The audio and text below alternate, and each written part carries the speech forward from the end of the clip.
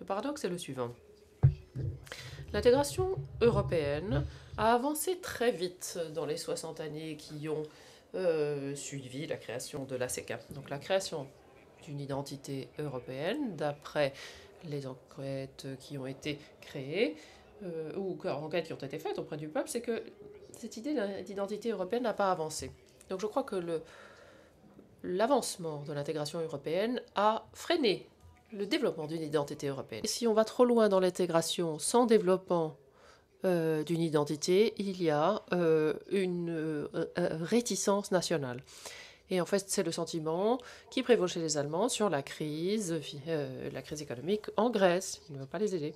Donc, avec les outils politiques dont l'Union européenne dispose, elle peut créer l'identité dont elle a besoin pour continuer de la manière dont elle doit poursuivre aujourd'hui. Il ne faut pas perdre de vue que lorsque nous avons des ambitions à l'échelle européenne, on ne fera rien sans les États membres. C'est une donnée qu'il faut toujours rappeler et qui d'ailleurs est au cœur d'un ensemble de réflexions sur l'union des nations.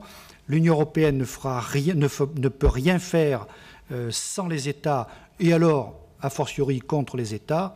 Et les États doivent comprendre qu'il y a un ensemble de sujets planétaires pour lesquels ils ont besoin des instruments communautaires. Notre continent devient un petit continent. Ce n'est pas péjoratif ce que je dis, c'est un constat politique. Nous avons mis beaucoup de temps, une fois que les empires ont été désintégrés, à prendre conscience que nos nations devenaient petites, qu'il s'agisse du Royaume-Uni, de l'Allemagne, de la France. Nous avons mis beaucoup de temps à comprendre que les nations étaient petites et que les nations devaient s'unir dans une planète qui ne nous attend pas et qui se complexifie.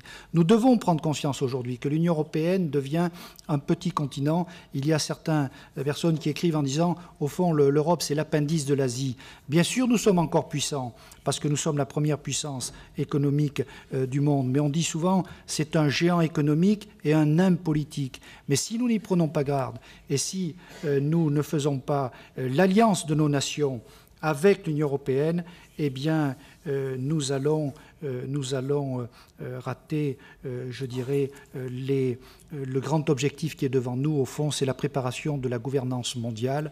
Les valeurs auxquelles nous adhérons sont en elles-mêmes notre garantie d'un futur rationnel, un futur avec des bases communes et un futur dans lequel les droits fondamentaux et la démocratie sont réaffirmés parce que nous sommes une Europe et une Union européenne de valeurs basée sur une identité commune, mais une identité qui s'est prouvée. Donc je crois que nous avons besoin d'interagir dans la Méditerranée et après d'envisager cela comme une étape pour essayer d'interagir avec le continent africain.